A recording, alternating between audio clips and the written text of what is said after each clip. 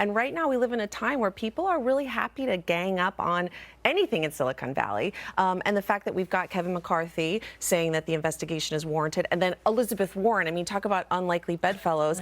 And if we could just quickly go back to the George Conway op-ed, no one would be publishing this George Conway op-ed if it wasn't an opportunity for the media, I really believe, to exploit the divide in that household. Nadler really floundering here. There have been reports that there's a lot of frustration with how he's handling this. He is getting pulled to pursue impeachment proceedings, and then he has leadership telling him not to do that. And amidst all of this, you have the presentation of Dean, who is really just creating spectacle and theater here and wasting the time of the American public. Well, this has to be considered in the context of his attempt to be reelected, because the economy and the stock market are undoubtedly his strengths. He has support, bipartisan support, arguably, at least amongst the people, maybe not amongst politicians, for where the economy is. And so this needs to be addressed. And anybody who's married will tell you that, and who stays married. I mean, it's a choice to stay married, right? Like, you make a commitment and a choice to stay there through the, you know, the good times and the bad times. And